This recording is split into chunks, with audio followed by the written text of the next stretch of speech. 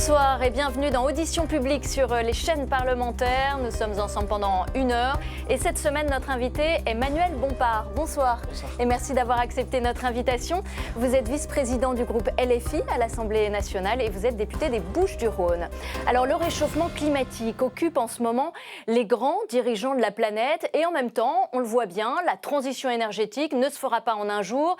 Les Français n'ont pas toujours les moyens de changer de voiture ou de modifier leurs habitudes. Alors comment concilier la fin du monde avec la fin du mois? Je vous poserai la question. Dans un instant, Tam Tranui nous rejoindra pour vous interroger sur les projets de budget et puis sur la réforme des retraites. Elle reviendra aussi sur l'incident provoqué par le député RN Grégoire de Fournas. Ensuite, on retrouvera Vincent Roux et Yves Tréhard du Figaro qui s'intéressera à une éventuelle dissolution. Vous nous direz si vous êtes prêts et puis surtout si vous êtes confiants. Enfin, on parlera de la loi sur la sécurité intérieure avec Violette Spilbou qui est députée Renaissance du Nord.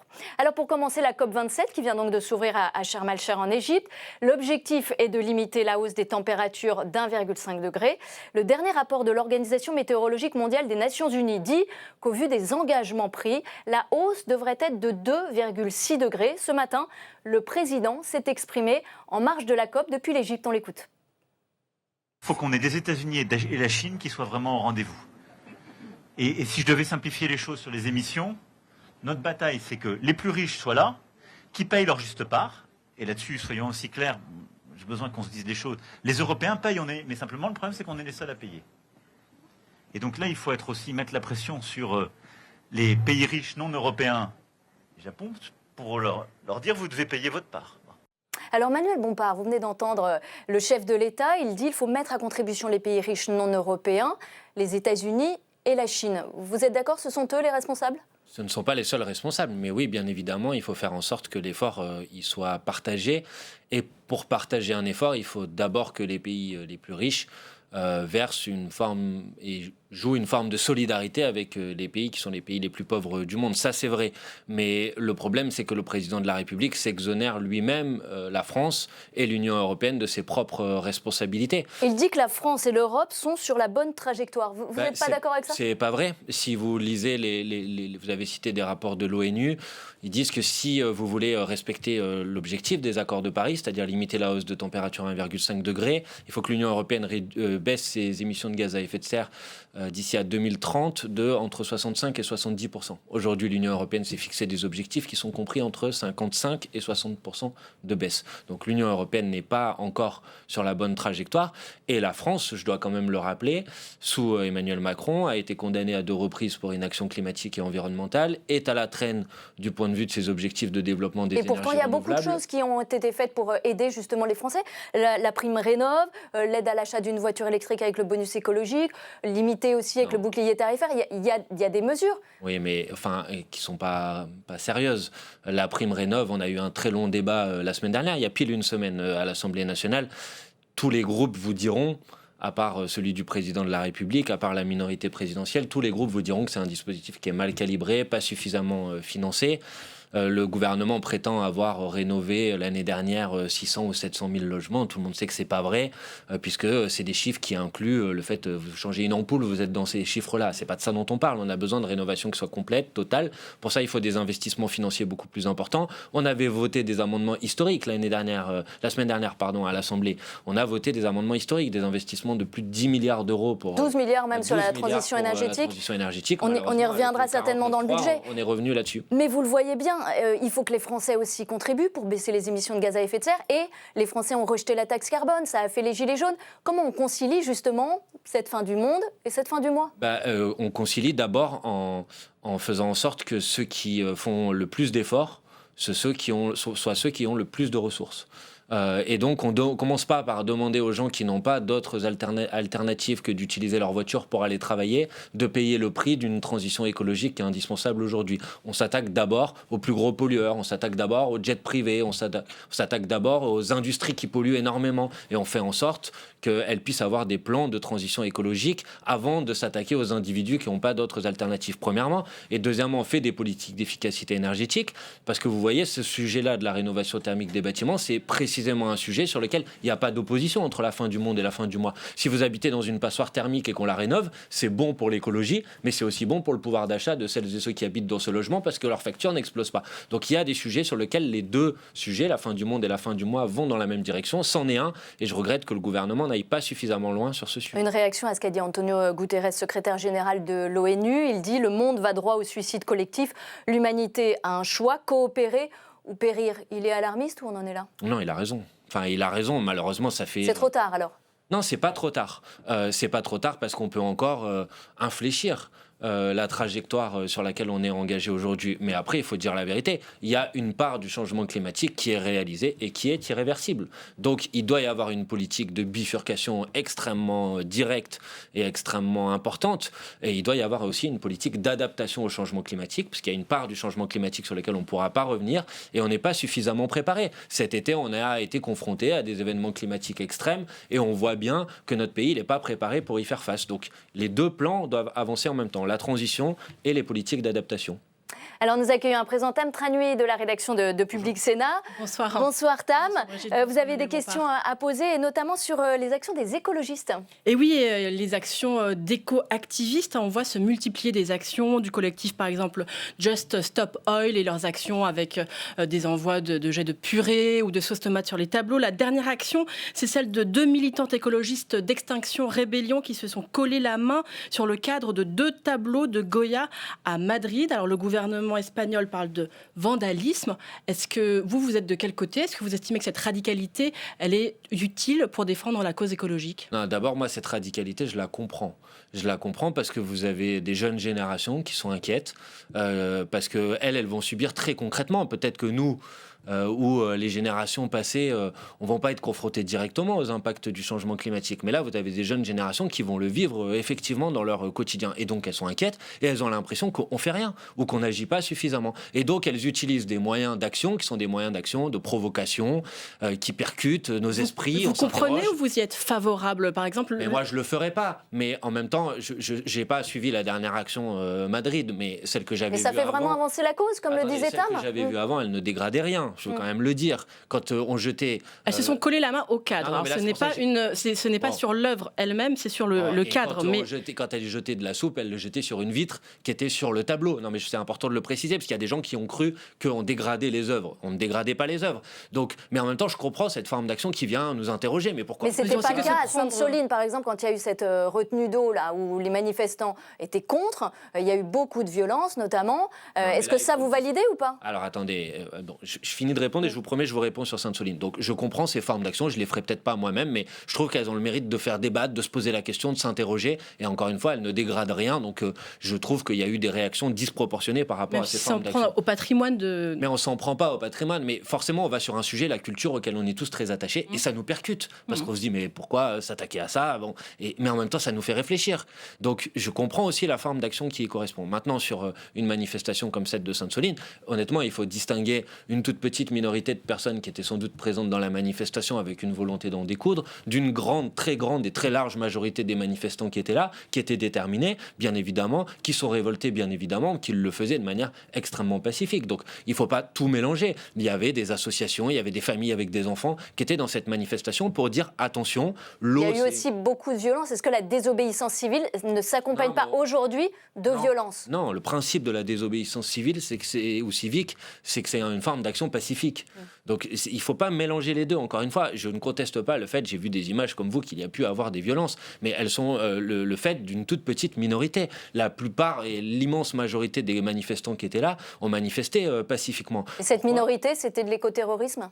Non, comme l'a dit Gérald Darmanin. Enfin, faut arrêter de raconter n'importe quoi. Le terrorisme, ça correspond à une réalité dramatique, qui vise à terroriser la société par des formes d'action qui font qu'on se sent jamais en sécurité.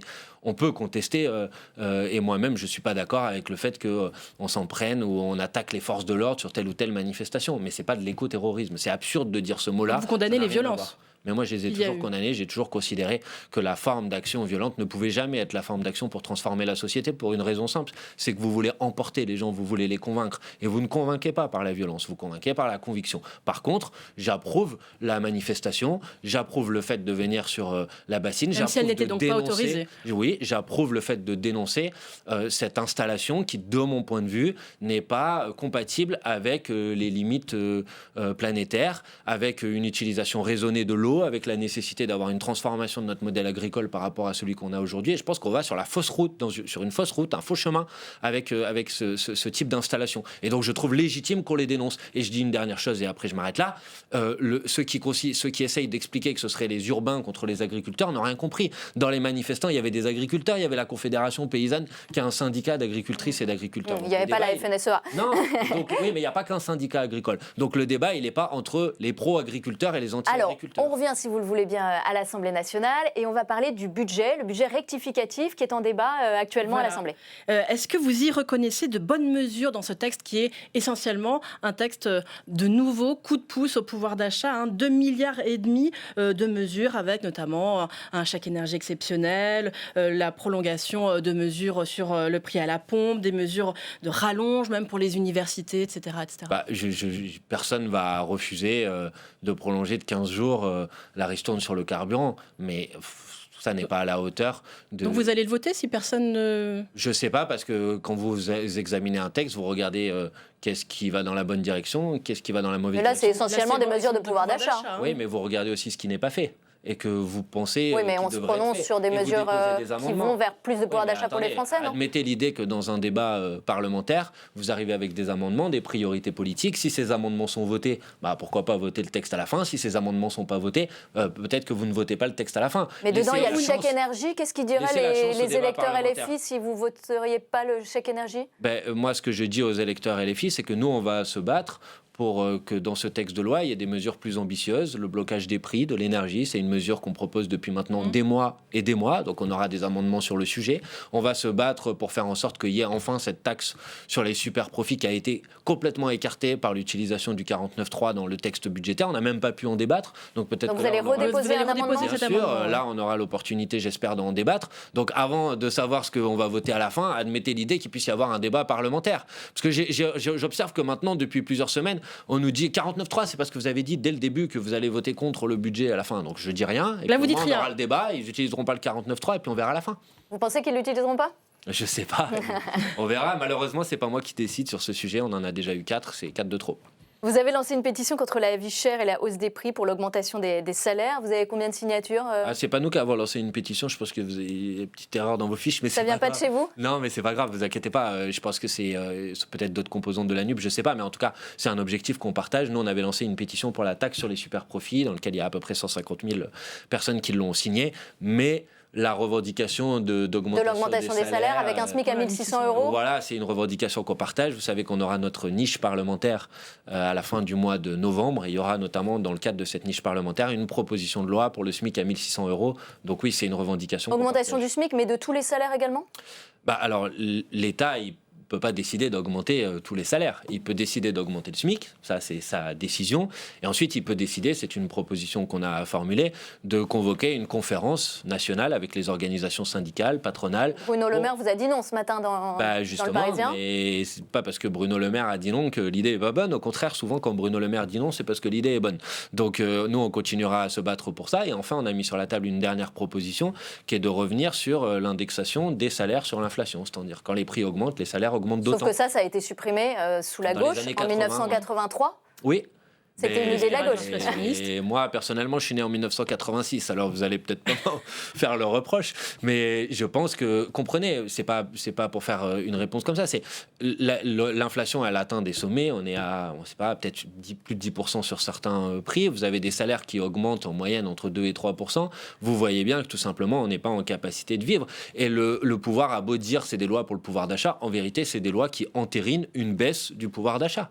Ce qu'on est en train de faire là, c'est d'entériner une baisse du pouvoir d'achat des Français. Moi, je ne me résous pas à cette situation. Donc, je propose des mesures plus ambitieuses pour qu'il n'y ait pas de baisse du pouvoir d'achat des Français. La proposition d'un dividende salarié, ça vous séduit ou pas ? Non, mais Bruno Le Maire a toujours beaucoup d'imagination pour essayer de tout faire, sauf augmenter les salaires. Non, mais un meilleur partage des richesses dans l'entreprise, c'est une bonne idée quand même. Bah, bien sûr, mais pour partager les richesses, le mieux, c'est d'augmenter les salaires. Voilà. Comment on partage les richesses? On fait en sorte que dans le chiffre d'affaires qui a été réalisé dans une entreprise, il y en ait davantage qui viennent à la rémunération de celles et ceux qui travaillent dans l'entreprise et moins qui va sur les actionnaires. Voilà. Comment on fait pour changer la répartition de la richesse dans une entreprise. Et pour ça, on augmente les salaires. Enfin, quel est le problème pour augmenter les salaires? Bruno Le Maire, il trouve toujours des solutions. Là, c'est le dividende salarié. La dernière fois, c'était la prime Macron. Quand on fait la prime Macron, d'abord, c'est au bon vouloir des employeurs. Et puis ensuite, ça baisse les cotisations à l'assurance chômage, à l'assurance maladie, etc., toutes les cotisations sociales. Puis après, on vient vous voir dans des projets de loi de finances comme celui-ci, et on vous dit, faut compenser. Donc c'est l'État qui va venir compenser. C'est absurde. Donc il faut augmenter les salaires. Voilà la mesure sur laquelle on se bat, et on va continuer à se battre dans cette direction. Un mot sur cette procédure qui se multiplie depuis le début de l'examen du budget, bien sûr, le recours au 49.3.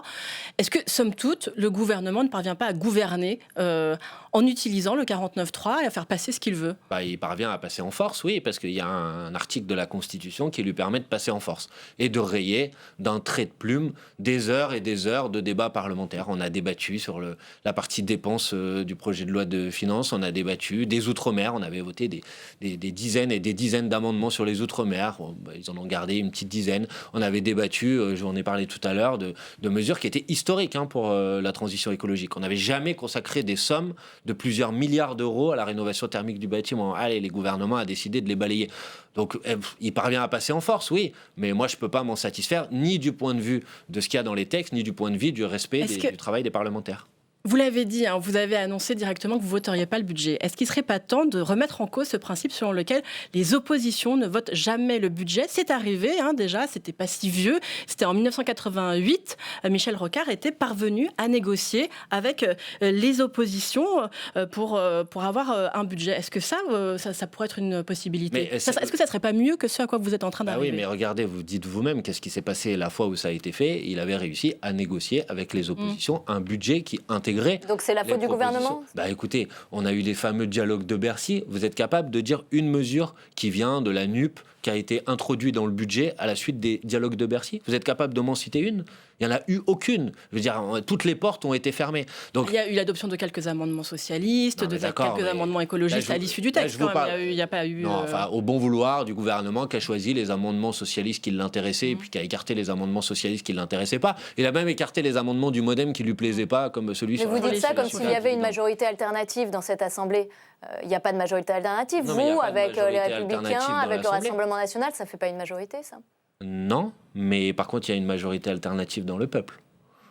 Quand je vous parle du SMIC à 1 600 €, regardez tous les sondages sur le sujet, c'est défendu par plus de 70% de la population. Le rétablissement de l'impôt de solidarité sur la fortune qu'on a proposé, que le gouvernement a refusé, en complicité d'ailleurs avec le Rassemblement national, c'est une mesure qui est soutenue par 70% des Français. La taxe sur les super profits qu'on propose, c'est une mesure qui est soutenue par 60 à 70% des Français. Donc la majorité alternative, bien évidemment qu'elle n'existe pas dans l'Assemblée. Mais vous savez, on n'est pas en Allemagne ou en Espagne où... Dans ces pays-là, quand vous déposez une motion de censure, vous devez montrer qu'il existe une majorité alternative à l'intérieur de l'Assemblée nationale. Ce n'est pas le cas dans la Constitution en France. Donc, s'il y a une motion de censure, si le gouvernement est censuré, il voit s'il est capable de mettre une coalition stable, et si ce n'est pas le cas, il dissout et il y a de nouvelles élections. Est-ce que ça rime encore à quelque chose de multiplier, comme vous le faites, les motions de censure? On entend des interrogations, y compris du côté des parlementaires, qui disent ça vide aussi la motion de sa force, et puis l'opinion n'est plus du tout interpellée comme elle pouvait l'être la première fois. Là, on tombe dans une forme de routine. La routine, c'est la routine de l'utilisation des 49.3. C'est pas la routine de l'utilisation des motions de censure. Mais quel autre outil institutionnel nous disposons de quel autre outil nous disposons pour pouvoir protester et réagir face à un passage en force qui est celui du 49.3. Sauf que l'image que vous montrez, c'est d'un parti toujours battu finalement, puisque ces motions de censure se répètent et ne sont jamais adoptées. Mais madame, avant de gagner, il faut perdre. C'est la vie. Vous gagnez, vous perdez, vous perdez. Vous savez, c'est une bataille, c'est un rapport de force, c'est une bataille d'usure. On verra qui est le premier qui craque. Moi, je suis en forme, ça va. Est-ce que vous retenez quand même quelques petites choses intéressantes sur ce budget? Regardez, dans la vingtaine d'amendements qui ont été retenus, une augmentation de 10% des AESH, le rallongement de 10 millions d'euros pour l'Office national des forêts, bien sûr le bouclier tarifaire, les 11 000 postes de fonctionnaires en plus, tout ça. Génial. Non, mais écoutez, enfin, vous trouverez toujours 2-3 points et c'est mieux qu'ils soient dedans que qu'ils soient pas dedans. Oui, mais d'accord, mais je sais pas, vous avez parlé des AESH. On n'a même pas pu débattre des propositions alternatives qu'on aurait pu formuler. On n'a même pas pu débattre de toute l'éducation, qui est quand même, il me semble, quelque chose d'assez important pour les Françaises et les Français. On n'a même pas pu en débattre. Les relations avec les collectivités locales, on n'a pas pu en parler. On n'a pas pu en débattre. Le 49.3 est arrivé avant. Vous pouvez faire la liste, effectivement, de ce qui a été retenu à la fin. Et puis moi, je peux vous faire la liste de ce qui a été balayé. Et puis, je peux aussi vous faire la liste de ce dont on n'a même pas pu parler. Non, c'est pas verre à moitié vide ou verre à moitié plein. Entendez quand même. Je comprends vos questions, mais comprenez qu'un parlementaire, il peut pas se satisfaire de débattre pour rien, d'amuser la galerie pendant des heures et des heures pour qu'après le gouvernement dise bah ça c'était bien, je prends ça. Non, bah finalement. Mais le gouvernement, il a un peu coupé court au débat parce qu'il y avait des amendements qui étaient très coûteux. Vous parlez à plusieurs reprises de la rénovation énergétique, c'était 12 milliards. Il y avait le ferroviaire, 3 milliards. Donc et alors, on pense que c'est pas des priorités. Donc pour vous, c'est un puits sans fond, le budget de l'État. Mais non, c'est pas un puits sans fond. Mais écoutez, franchement, mais c'est bien que vous posiez cette question, mais on parlait quoi de dépenses entre 10 et 15 milliards. Allez, bon. Dans le même temps, le gouvernement s'apprête à supprimer la cotisation sur la valeur ajoutée pour les entreprises. Il va perdre 8 milliards d'euros. Nous avons proposé de rétablir un impôt de solidarité sur la fortune renforcée. Ça permettrait de rapporter 10 milliards d'euros. Nous avons proposé une taxe sur les super profits. Ça permet de rapporter 20 milliards d'euros. Donc c'est pas vrai qu'une dépense de 10 à 15 milliards d'euros, on n'est pas capable de la financer. Mais une fois que le gouvernement est passé en force sur la partie recettes, qui nous a empêché d'ajouter des recettes supplémentaires, il nous dit il n'y a pas de recettes pour payer les dépenses supplémentaires. Mais c'est pas honnête de débattre comme ça. Alors, de l'argent pourrait venir de la réforme des retraites, Tam. Oui, alors que le budget de la sécurité sociale est examiné à partir d'aujourd'hui au Sénat avec cet amendement LR que l'on voit tous les ans, notamment pour reporter l'âge légal de départ à la retraite à 64 ans. Vous y êtes toujours fermement opposé ? Totalement, oui. Et si le gouvernement s'engage sur cette voie ou confirme sa volonté de s'engager sur cette voie, il faut qu'il s'attende à une résistance qui va être une résistance extrêmement puissante. Quelle forme ça pourrait prendre ? Toutes les formes nécessaires. Dans la rue, d'abord. Dans les manifestations, aux côtés des organisations syndicales, mais aussi dans des initiatives qu'on pourrait prendre, nous, en tant que formation politique, à l'Assemblée nationale, où on se battra pied à pied, amendement sur amendement, et il ne faut pas qu'ils s'attendent à ce qu'une régression sociale aussi majeure, à laquelle, puisque vous me parliez tout à l'heure de majorité alternative, à laquelle les Françaises et les Français sont très, très, très majoritairement hostiles. On parle d'à peu près 80% des Français qui sont contre un nouveau report de l'âge de départ. Donc vous dites quoi ? Vous dites renoncer ? Moi, je leur ai dit renoncer, bien évidemment. Je leur ai dit rentrez pas dans cette voie. Quant à l'argument financier, vous savez très bien qu'aujourd'hui, il y a un rapport du Conseil d'orientation sur les retraites qui a été publié. La caisse des retraites, cette année, elle est excédentaire. Elle est excédentaire cette année. Donc il y a aucune. Mais elle est déficitaire dès 2023. Elle va sans doute être un peu déficitaire. Ça descend et puis ça remonte. Mais dans combien d'années ? Parce qu'il y a des conflits et parce qu'il y a des générations. Mais ok, mais le rapport du corps, il s'appuie sur des hypothèses, notamment en matière d'emploi. Si vous augmentez les salaires, vous augmentez les cotisations sociales. Si vous augmentez le nombre de personnes qui ont un emploi, vous augmentez les cotisations sociales. Vous êtes tout à fait en capacité de financer un système de retraite sans avoir besoin de reporter l'âge de départ à la retraite, qui est une mesure profondément injuste, profondément violente, profondément inégalitaire. Les plus pauvres sont ceux qui meurent les premiers, donc c'est ceux qui seront les plus fortement impactés. C'est une mesure qu'on ne peut pas défendre et qu'on combattra pied à pied. Tam, vous voulez revenir aussi sur l'affaire Grégoire de Fournas, de ce député RN qui a été condamné. Voilà, qui a écopé de la sanction la plus grave pour ses propos racistes au règlement de l'Assemblée. Il a été élu membre du bureau national du Rassemblement national et il a dû en démissionner. Votre réaction ? Ce que j'observe, c'est que d'un côté, il y a un discours officiel qui est non, il n'a rien fait de mal, qui est le discours du Rassemblement national, qui dit non, il n'a rien fait de mal, il y a eu une manipulation, il a été mal compris, etc. Et puis de l'autre côté, monsieur supprime ses tweets qui datent depuis plusieurs mois, où il y avait toute une palanquée, excusez-moi du terme, de propos tout aussi condamnables les uns des autres et pour certains tout aussi racistes les uns que les autres. Et puis dans le même temps, on lui dit non, par contre, démissionne de ton poste au Conseil national du Rassemblement. Donc il faut savoir. Il y a un double discours, vous dites, du Rassemblement soit national. Il a rien fait de problématique, et dans ce cas-là, je vois pas pourquoi ils le font démissionner de leur instance nationale, soit il a fait quelque chose de problématique. Je pense qu'il a fait quelque chose d'extrêmement problématique. Et je trouve que la manière avec laquelle l'ensemble du Rassemblement national a défendu sa position, l'a couverte, l'a justifiée, a essayé de la nuancer. Est-ce que vous n'êtes pas, vous, un peu engouffré dans la brèche aussi en vous disant on peut redevenir les premiers opposants, finalement, à la majorité alternative ? Mon collègue Carlos Martins Bilongo n'a pas appelé Monsieur De Fournas pour lui dire tu vas me lancer ça pendant que je suis en train de poser ma question. Donc on va pas commencer à expliquer que la personne qui a été victime de propos racistes en est quand même un petit peu coupable ou qu'il les aurait utilisés. Non, c'était des propos qui étaient inqualifiables. Et la manière avec laquelle le Rassemblement national, mais aussi un certain nombre d'observatrices et d'observateurs ont essayé de nuancer la réalité de ce qui a été dit, m'a tout aussi choqué que les propos. Quelle que soit la manière et la formule qu'il a utilisée, c'était des propos racistes qui n'avaient pas leur place. Vous demandez maintenant le départ des 2 vice-présidents RN, enfin qu'ils ne président plus les séances. Vous avez fait une demande officielle? Non, mais moi j'ai posé la question. Je pose quand même cette question. Si les vice-présidents issus du Rassemblement national avaient dit ces propos ne sont pas acceptables dans l'enceinte de l'Assemblée nationale, j'aurais dit bon, ils ont pris leur distance. Je dis juste, ils défendent ces propos. Ça veut dire qu'ils considèrent que ces propos peuvent être tenus dans le cadre de l'Assemblée nationale. Et en même temps, ils vont vice-présider des séances. Pourquoi vous ne faites pas une demande officielle parce que j'en ai pas parce que pour être tout à fait honnête, je n'en ai pas la possibilité, puisque soit il y a des missions, soit c'est un renouvellement chaque année. Donc on verra l'année prochaine au moment du renouvellement. Juste à ce moment-là, Philippe Olivier, le conseiller de Marine Le Pen, vous a traité de clochard puisque vous avez demandé ça. Qu'est-ce que... Je sais pas, bon, moi Qu'est-ce que vous lui répondez? Écoutez, moi j'essaye d'être dans le débat politique. J'observe que c'était intéressant la fin de semaine dernière, c'est-à-dire que le Rassemblement national a démontré en vérité son vrai visage, bien loin du processus de dédiabolisation qu'il prétendait avoir engagé. Donc son vrai visage, c'est le racisme, on l'a vu dans l'Assemblée. Son vrai visage, c'est le mépris social. Vous savez, clochard, il y a des personnes malheureusement dans ce pays qui sont des sans-abri, j'en fais pas partie bien évidemment, et je suis pas certain que les utiliser comme une insulte, ça soit beaucoup les respecter. Merci Dame Tranhué d'avoir été avec nous. On va faire un petit détour à présent par la rédaction du Figaro Live où se trouve Vincent Roux. Vincent, vous allez nous dire ce qui intéresse les électeurs, et je crois que c'est la fin du veto des maires pour l'installation des éoliennes. Alors, je ne sais pas si ça intéresse les électeurs, mais ça intéresse les lecteurs.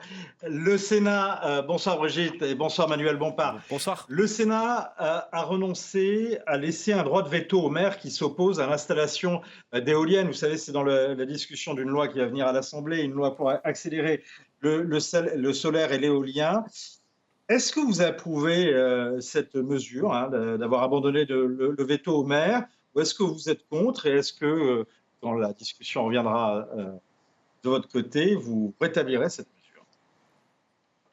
Écoutez, c'est un peu technique, mais de ce que j'ai compris des débats qui ont eu lieu au Sénat, il y avait une proposition initialement issue des Républicains pour que les maires aient un droit de veto, et il y a eu un dispositif alternatif qui a été proposé par le gouvernement qui donne pas de droit de veto, mais qui consulte les maires et qui leur propose d'être plutôt dans une démarche de planification en amont, en identifiant des zones de leur territoire sur lesquelles on peut développer des énergies renouvelables. On va analyser en détail les 2 dispositifs. Moi, ce que je veux vous dire, c'est que je pense qu'on a besoin d'aller beaucoup plus loin en matière de développement des énergies renouvelables, et que de mon point de vue, le texte de loi tel qu'il est proposé aujourd'hui par le gouvernement est très largement insuffisant. Je rappelais tout à l'heure... Aujourd'hui, tel qu'il est, vous ne le votez pas? Parce que les socialistes, les écologistes et le PC s'est abstenu, mais les autres l'ont voté. Moi je dis pas que je le vote pas. Il n'y a rien dans ce texte à ce stade qui me paraît extrêmement problématique, mais c'est un manque d'ambition, total. Je rappelle encore une fois que la France est à la traîne, l'un des derniers pays en Europe du point de vue de ses objectifs de développement des énergies renouvelables. Donc je réponds un peu plus largement que votre question. Moi, sur le veto, je pense qu'on a besoin de développer. Donc il faut que ça se fasse bien avant. Plus d'éoliennes encore. Pardon? Il faut mettre plus d'éoliennes encore. Mais ça dépend où, ça dépend comment, mais on peut être un peu intelligent. Mais les énergies renouvelables, c'est pas que des éoliennes. Ça peut être aussi des éoliennes en mer, ça peut être aussi des panneaux solaires, ça peut être aussi des développements d'énergie marine renouvelable. Bon, il y a plein de choses qu'on peut faire, que pas seulement des éoliennes, parce que tout de suite, on a l'image des belles éoliennes dans nos beaux paysages. Je pense qu'il faut qu'on fasse un petit peu attention à ce qu'on fait, mais il faut aller plus loin en matière de développement des énergies renouvelables. Merci Vincent pour cette question. On vous retrouvera un petit peu plus tard dans cette émission. C'est Yves Tréhard qui nous a rejoint sur ce plateau. On reste au Figaro. Vous êtes directeur adjoint de la rédaction du Figaro, éditorialiste. Bonsoir Brigitte, bonsoir Manuel. Bonsoir. Alors, Mathilde Panot, qui dirige et qui préside votre groupe de la France Insoumise à l'Assemblée nationale, dit on n'a pas tous à la NUPES la même tactique de combat. Parce que vous avez des alliés qui disent nous, on ne veut pas voter des motions de censure à tire-larigot comme vous faites. Est-ce que ça peut tenir, ça ? Je crois que chacun a dit c'est un désaccord tactique. Et à la fin, sur le texte en dernière lecture, sur les 2 textes en dernière lecture, le budget et le budget de la sécurité sociale, on déposera tous ensemble une nouvelle motion de censure. Donc je ne pense pas que le désaccord tactique soit un désaccord auquel il faut donner plus d'importance que cela. Par exemple, sur une réforme des retraites, Oui. vous allez voir où je veux en venir, est-ce que vous accepteriez des voix aujourd'hui du Rassemblement national si le président de la République et sa première ministre sortaient le 49.3. Vous voulez dire quoi? précisément. Sur une motion de censure? Oui. Mais précisément, Yves Tréhard, ce qu'il faut comprendre dans ce débat, qui, je ne sais pas pourquoi, a existé depuis 15 jours, c'est que moi, je n'ai pas le pouvoir ni d'accepter, ni de ne pas accepter telle ou telle voix.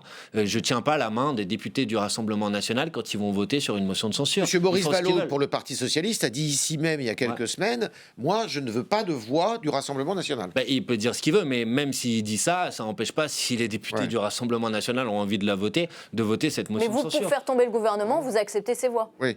Mais moi, quand je dépose une motion de censure, je ne fais pas du cinéma, je ne fais pas de la Vous, comédie. c'est pour faire tomber le gouvernement. Bien évidemment, sinon je ne dépose pas de motion de censure, ça sert à ça. Donc après, comme je l'ai dit tout à l'heure, vous pouvez avoir des députés qui ont des orientations politiques tout à fait différentes, même qui sont des ennemis, des adversaires très importants, qui votent une même motion de censure. Ça ne veut pas dire qu'ils s'apprêtent à gouverner ensemble, contrairement à ce qu'a raconté le président de la République. Vous regrettez donc que les Républicains ne votent pas les motions de censure?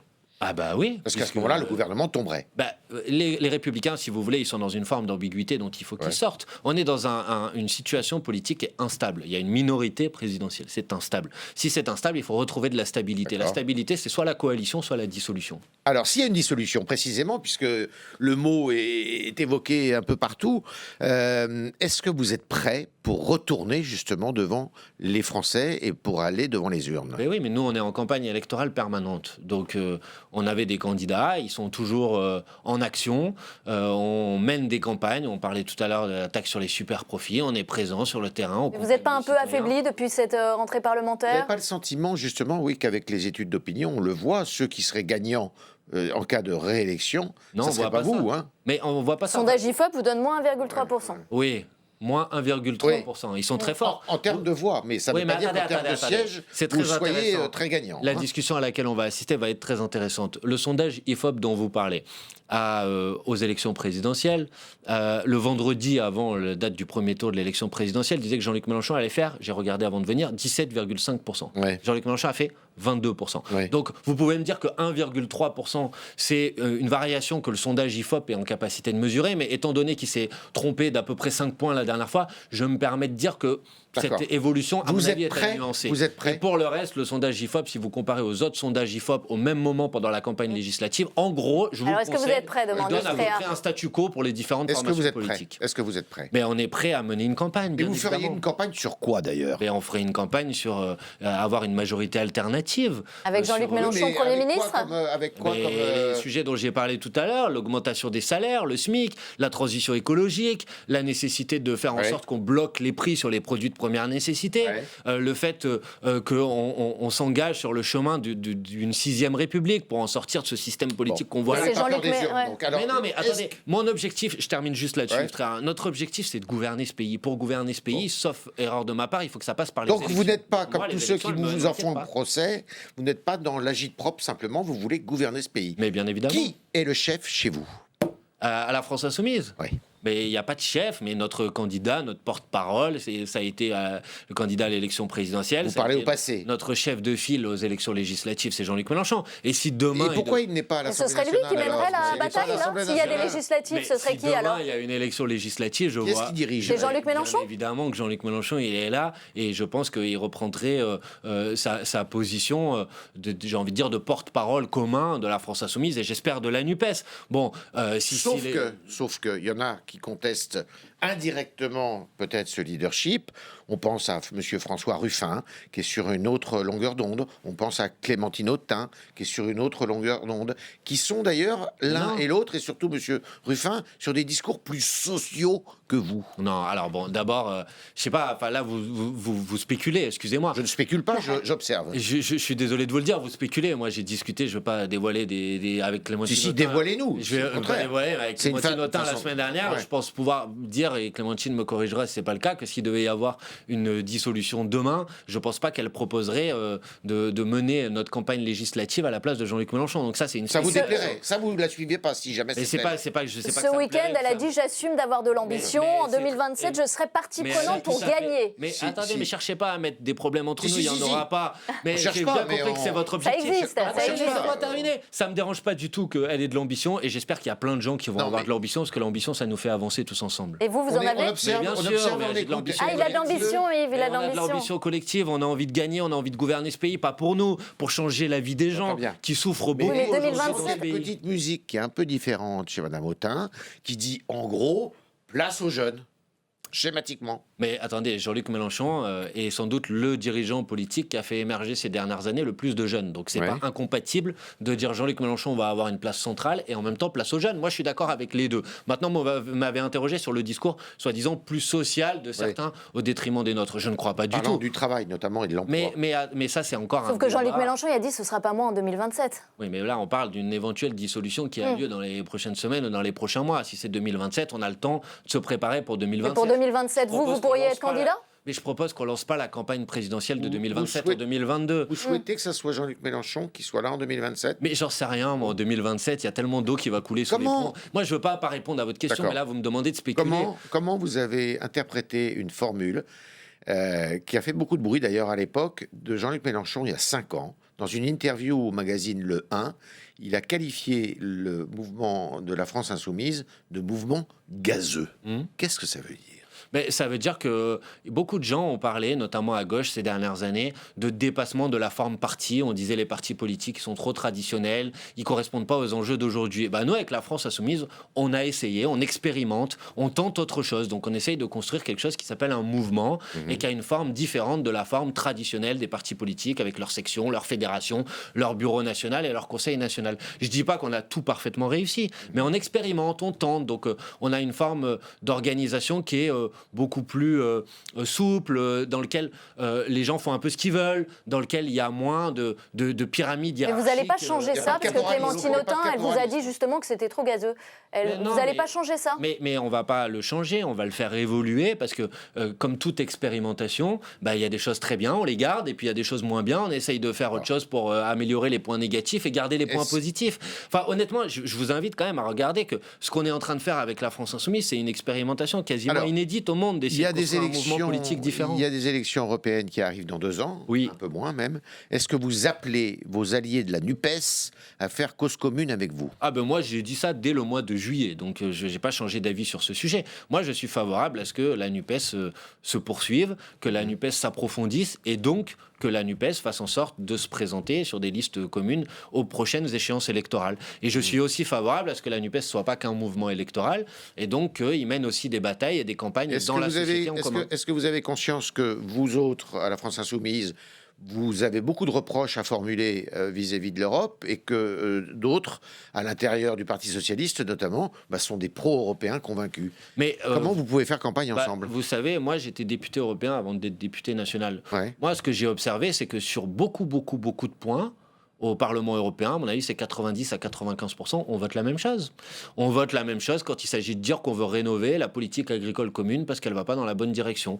On vote la même chose quand on dit qu'il faut mettre un terme à un certain nombre d'accords de libre-échange. Donc sur les grandes priorités politiques... Comment vous allez convaincre les écologistes qui ne sont pas d'accord aujourd'hui? J'essaye de les convaincre. D'abord, ils ont leurs échéances internes. Je ne veux pas les perturber. Ils vont en discuter, j'imagine, ensemble. Et puis après, moi, je vais les convaincre en leur disant l'objectif des élections européennes, si elles ont effectivement lieu dans 2 ans, c'est de savoir qui de l'extrême droite, du macronisme ou de la NUPES arrive en tête de l'élection. C'est ça l'objectif. Et si on veut arriver en tête de cette élection, c'est plus facile si on est tous regroupés. D'accord. Merci Yves Merci, de nous avoir accompagnés pendant Merci. cette émission. Je voudrais juste revenir sur, vous avez dit on est prêt si il faut, s'il y a une dissolution et si on doit repartir. Est-ce que vous réinvestirez tous les candidats qui ont été investis? Globalement, à part peut-être 1 ou 2 exceptions parce que la personne ne voudrait plus être candidate, mais... Honnêtement, si la dissolution elle a lieu demain ou dans 10 jours, vous savez, les délais après ils sont extrêmement courts. On ne va pas se réengager dans un long processus d'investiture. Est-ce que Adrien Quatennens, vous le réinvestirez si il y a une élection? On verra quand est la dissolution et puis on verra quelle suite. On verra, vous dites, c'est pas sûr et certain. Mais enfin, je veux dire, Adrien Quatennens, pour l'instant, il est en retrait de sa fonction de coordination au sein de notre mouvement. Mais il n'était pas présent à l'Assemblée nationale ces dernières semaines. Donc. Comment va-t-il? Il est en arrêt maladie. Est-ce que son arrêt a été prolongé? On en est où? Quand il doit revenir? C'est à lui qu'il faudra poser la question. Moi, je n'ai pas à m'exprimer à sa place sur ce sujet. Et puis, on verra quand il sera en mesure de revenir. Et puis, on verra. Vous n'avez pas de date de retour? Ça fait plusieurs semaines qu'il est absent. C'est à lui qu'il faut poser la question, encore une fois. Ce n'est pas à moi de le dire à sa place. Alors, nous allons à présent accueillir Violette Spilbou qui nous a rejoint sur ce plateau. Bonsoir, vous êtes députée Renaissance du Nord et vous êtes porte-parole du groupe Renaissance à l'Assemblée et vous avez des questions à poser à Manuel Bompard. Oui, bonsoir. Monsieur Bompard. Je vous ai écouté un petit peu là dans la loge en attendant. On n'a pas beaucoup parlé de ce qui va arriver devant nous. On a parlé un petit peu des énergies renouvelables. On pourra peut-être y revenir puisque vous avez fait une large part à la COP27. Mais je souhaiterais qu'on commence par la loi qui va bientôt nous être soumise après avoir été votée au Sénat, celle sur la LOPMI, c'est-à-dire les lois la loi qui va permettre d'attribuer des moyens supplémentaires pour la sécurité dans notre pays. On est 2 ans avant les Jeux Olympiques. On sait qu'on a un défi très important de protection de l'ensemble des sites des Jeux et de protection aussi contre le terrorisme. On sait aussi que la France insoumise au sein de la NUPS a pris parfois, souvent, des positions extrêmement tranchées sur la police, sur les policiers. Je reprendrai la phrase de certains de vos collègues, la police tue. On sait que tout le monde n'est pas aligné chez vous sur ces sujets-là. Et donc, comme cette loi, elle vient d'être adoptée au Sénat, avec certains amendements importants, eh bien, je voulais savoir si vous avez déjà discuté de ça au sein de votre groupe, de la NUPS, et si vous voterez cette loi LOPMI dans ce que vous en connaissez aujourd'hui. Bon, écoutez, moi, dans ce que je reconnais aujourd'hui, cette loi ne règle aucune des questions qui nous sont posées aujourd'hui, mais sur lesquelles je pense que c'est important qu'on puisse débattre au-delà des caricatures. La France insoumise n'a jamais été, n'est pas et ne sera pas un mouvement anti-flic ou anti-police. Pas du tout. Par contre, la France insoumise assume dans son programme l'idée qu'en matière de sécurité, bien évidemment qu'il faut des moyens supplémentaires, mais qu'il doit y avoir aussi un débat, une discussion et des modifications dans la doctrine utilisée par nos policiers aujourd'hui, dans la manière avec laquelle on utilise ces moyens, où on les déploie. Je vous donne un exemple. Et il a engagé une réforme de la police judiciaire. Précisément, moi je considère que si on doit aujourd'hui donner des moyens prioritaires, c'est davantage dans la police judiciaire pour essayer de faire un travail d'enquête, pour remonter des filières. Moi, je suis élu d'une circonscription à Marseille où il y a des gens qui ont leur vie qui est tout simplement pourrie par la drogue, le trafic d'armes. Comment on fait en sorte de lutter contre ça? Et aujourd'hui, je considère qu'on a une politique en matière de sécurité. Et cette loi, elle ne répond pas justement à ça? Je ne crois pas du tout. Beaucoup plus de policiers sur le terrain, oui, mais justement, multiplié par 2? Je trouve, après je vous laisse répondre, je trouve que et c'est la critique que je fais à M. Darmanin notamment, mais c'est pas le seul, il a été dans la continuité des autres. On est beaucoup dans une politique d'affichage, de chiffres, et assez peu, de mon point de vue, dans une politique de résultats, de démantèlement des réseaux. Vous pouvez aller chercher le petit dealer au bout de la chaîne, mais il y en a un autre qui va venir le remplacer. Par contre, si vous arrivez à remonter le réseau et à couper le fil en haut, là, il n'y a personne qui va le remplacer. Oui, là, on est d'accord là-dessus sur le résultat à obtenir. Après, sur les moyens de le faire et la façon d'y arriver, c'est là-dessus que cette loi va aller encore plus loin que ce qui a été fait sur les derniers mois, sur les dernières années. Moi, ce matin, j'étais avec Gérald Darmanin dans une zone rurale, dans l'Avesnois, où on installait la concertation avec les maires pour savoir où est-ce qu'on va localiser les 200 nouvelles brigades de gendarmes qui vont arriver sur ces territoires ruraux. Donc, quand vous dites qu'il faut démanteler les réseaux dans les grandes villes, etc., on reviendra peut-être à la sécurité dans les grandes villes, mais en tout cas, je pense qu'on ne peut pas dire que des moyens en hommes et en femmes supplémentaires sur le terrain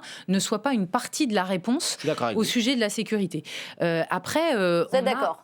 Vous êtes d'accord? On peut être d'accord sur certains sujets, on n'est pas là pour se battre, on est là pour discuter de sécurité. Donc, je suis d'accord avec votre phrase, c'est une partie de la réponse. Voilà, c'est une partie de la réponse. À dire que c'était sans doute pas la seule. Une deuxième partie qui est évoquée dans cette loi LOPMI et qui a déjà été fortement entamée dans les années précédentes, au précédent quinquennat sous Emmanuel Macron, c'est le déploiement avec l'aide de financement de l'État dans les grandes villes, par exemple, de la vidéoprotection, des caméras piétons avec un certain nombre d'expérimentations.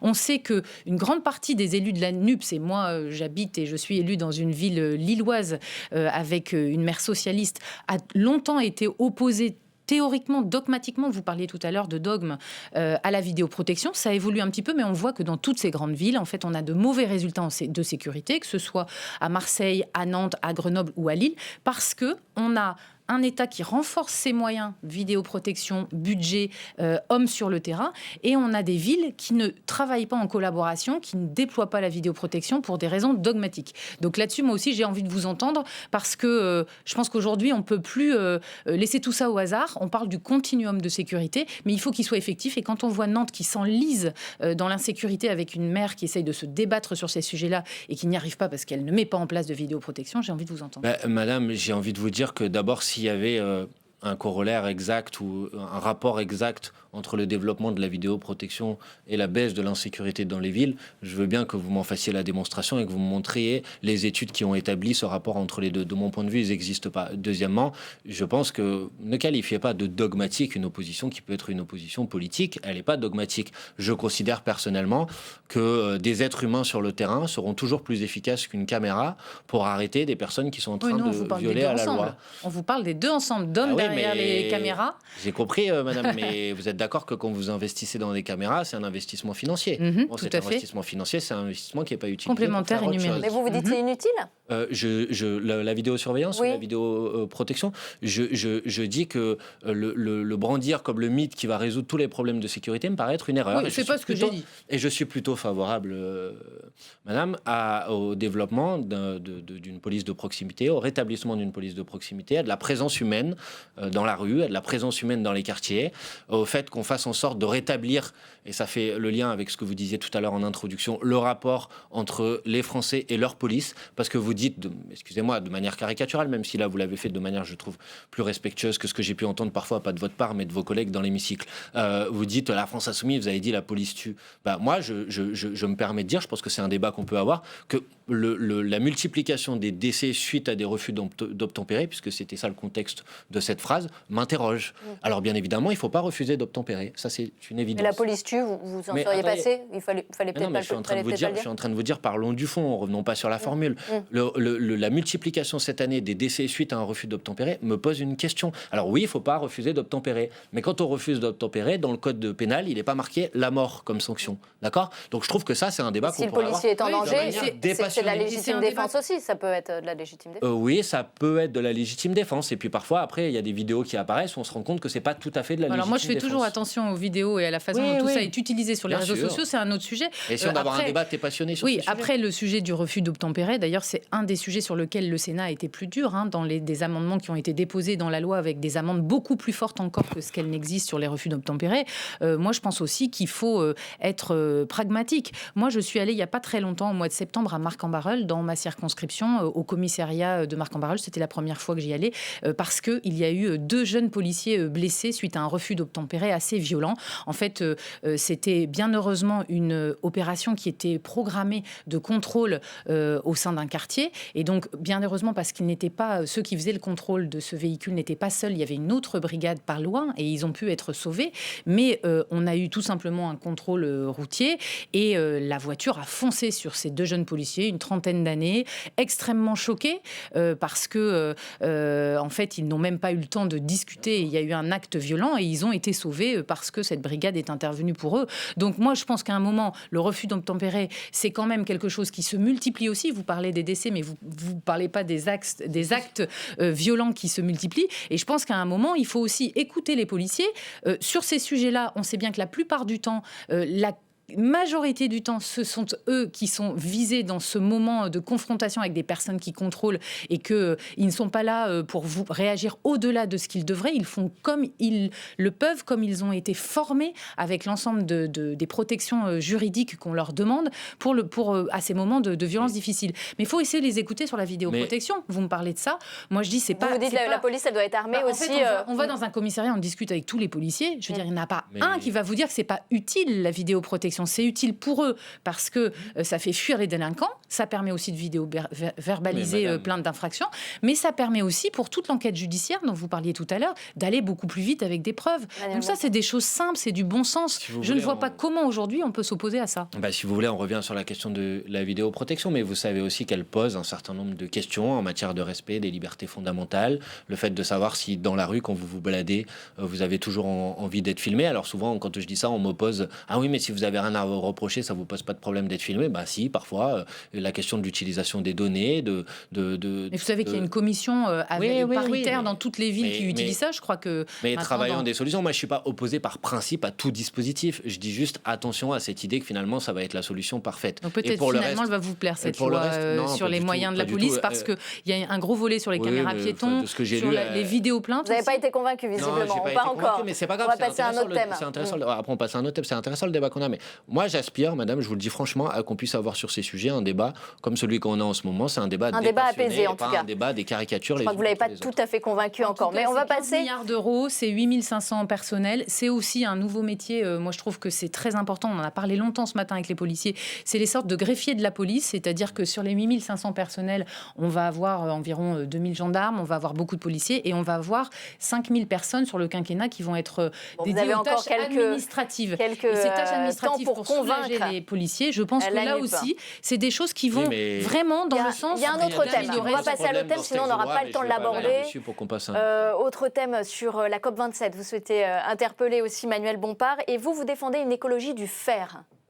Bien, en tout cas, je défends d'abord une écologie de la confiance. J'ai entendu, comme vous, l'ensemble des déclarations d'ouverture de la COP27. On sait qu'on est face à un danger qu'on a déjà vécu cet été fortement, toutes et tous, sur les lieux de vacances, sur les lieux d'habitation. On a un vrai risque et on a de vrais engagements qui ont été validés au moment des accords de Paris, dans lesquels la France a un rôle très important, un rôle d'abord de responsabilité pour elle-même dans son pays, et puis de responsabilité au sein de l'Europe pour aller entraîner l'ensemble des pays, à la fois être solidaire avec les pays les plus pauvres et à la fois faire des efforts nous-mêmes. Aujourd'hui, quand on réouvre cette COP27, nous, Agnès Pannier-Runacher, le gouvernement autour du président de la République continue d'avoir un discours qui refuse le fatalisme, qui dit on ne renonce à rien, même si on n'est pas encore assez bon. Alors votre question pour Manuel Bompard. Eh bien, on veut continuer de progresser. Pour ça, il y a le plan de sobriété. Pour ça, il y a différentes lois qu'on va voter, le renforcement nucléaire, et il y a cette loi sur les énergies renouvelables. Vous en avez parlé tout à l'heure rapidement, je crois. Là aussi, une loi qui a été adoptée au Sénat aux premières lectures, avec des voix d'Europe Écologie des Verts, des abstentions d'autres élus, donc une NUPS qui semble assez divisée sur ce sujet.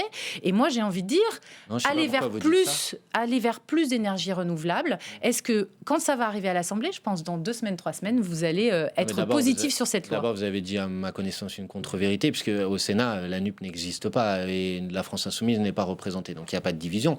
On verra à l'Assemblée nationale s'il y a une division ou pas. Vos alliés l'ont voté. Pour le reste, oui. Donc, oui, alors les alliés de la NUPS. Oui, mais ils étaient tous d'accord, donc il n'y avait pas de division. Pas de division, après, moi, je vous reconnais tout à fait, mais sans aucun problème, le fait de parler. Alors ça, j'ai pas de problème, je vous le reconnais, d'avoir des mots forts. Mais le problème, ce que je vous reproche, c'est de ne rien faire ensuite. Vous voyez, parler, je vous le reconnais. Parce que vous pouvez dire tout ce que vous voulez, mais pour l'instant, la France, elle est en retard de ses propres engagements. La France est à la traîne en matière de développement des énergies renouvelables alors que ça fait 5 ans que vous êtes aux responsabilités. Ça fait erreur de ma part. Et quand l'Assemblée nationale met un coup de fouet dans tout ça et dit on va mettre des budgets historiques sur le développement du train, le ferroutage, les trains de nuit, on va mettre des budgets historiques sur la rénovation thermique des bâtiments, vous arrivez avec le 49.3 et vous coupez tout ça. Donc pour l'instant, excusez-moi, vous n'avez pas fait la démonstration en matière de fer, puisque vous voulez qu'on fasse l'écologie du fer, vous n'avez pas fait la démonstration que vous vouliez effectivement faire.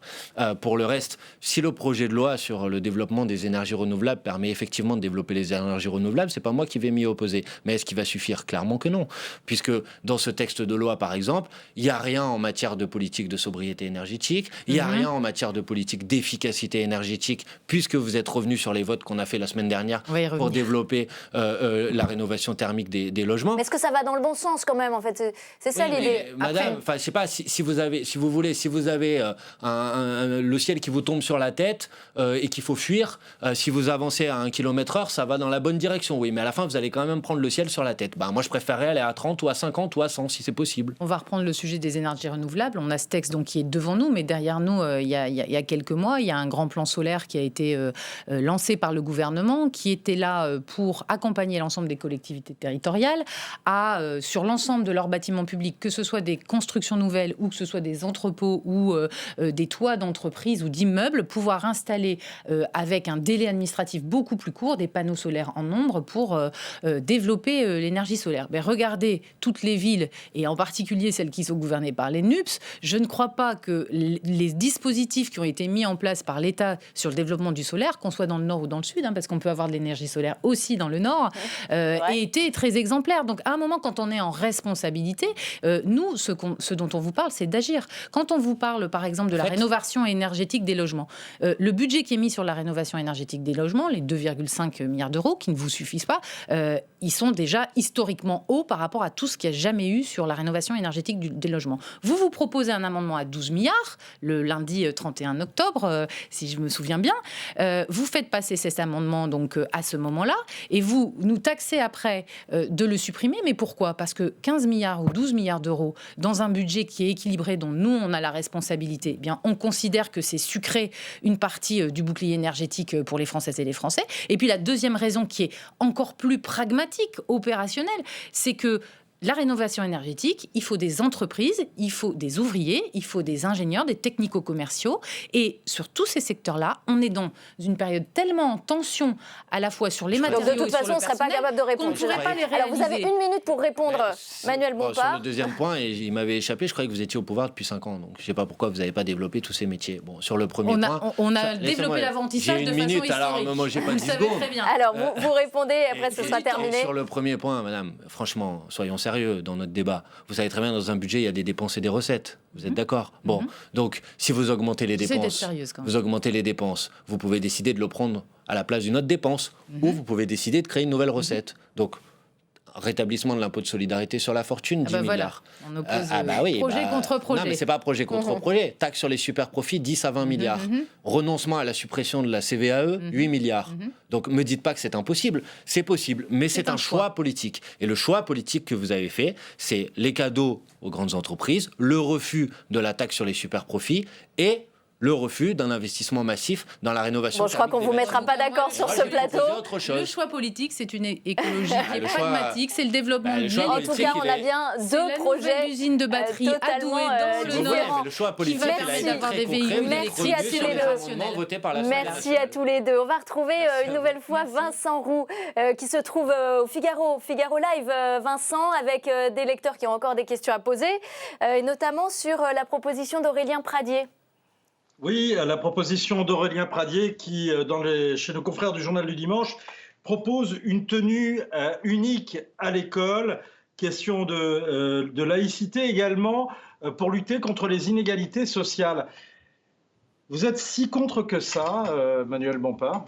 Je pense que c'est un non-sujet, et je pense que si Monsieur Pradié... Oui, c'est un sujet qui quand même revient souvent en boucle. Oui, je vais vous répondre, parce que Monsieur Pradié, s'il est vraiment attaché à la question des inégalités sociales à l'école, je lui fais une contre-proposition, c'est de voter notre proposition de loi pour la gratuité de l'école, la gratuité des matériels, la gratuité des fournitures scolaires, parce que ça sera vraiment une mesure pour faire en sorte... Et ça ne lisse pas les inégalités, l'uniforme ? Non, ce qui lisse aujourd'hui les inégalités, ou ce qui lisse ou qui crée des inégalités, c'est quand il y a des gamins qui n'ont pas les moyens pour aller manger à la cantine alors qu'il y en a d'autres qui en ont, quand il y a des gamins qui n'ont pas les moyens pour arriver avec des manuels scolaires alors que les autres en ont, ça c'est des inégalités concrètes. Le reste, c'est un coup de communication habituel sur l'uniforme, etc. Moi je pense qu'on n'en est plus là. Vincent. Et sur la question de la laïcité, Oui. Mais sur la question de la laïcité, sauf erreur de ma part, il existe déjà une loi dans ce pays qui dit que les tenues religieuses ostensibles sont interdites à l'école. Donc, oui, on voit que c'est un problème là apparemment, et notamment sur les campagnes sur les réseaux sociaux, avec les abayas notamment. est-ce qu'il ne faut pas justement renforcer avec des mesures supplémentaires qui permettent de garantir cette laïcité à l'école? Mais peut-être qu'on peut discuter sur la manière avec laquelle cette loi peut évoluer ou comment elle est mise en œuvre dans tel ou tel établissement scolaire. Mais vu votre question initiale était de savoir si, de mon point de vue, c'était l'uniforme qui était la réponse à cette difficulté, et je vous ai répondu non. Et deuxièmement, est-ce que l'uniforme était un moyen de lutter contre les inégalités scolaires? Et je vous ai dit que, de mon point de vue, les inégalités scolaires, elles sont plutôt dues à autre chose et que c'est plutôt sur cette autre chose qu'il faut agir. Merci Vincent pour cette question de nos lecteurs du Figaro Live. Merci Violette Spilbou de nous avoir accompagnés. Merci à vous Manuel Bompard d'avoir été l'invité ce soir d'Audition Publique. Merci à vous tous de nous avoir suivis. On se retrouve bien sûr la semaine prochaine pour une nouvelle émission.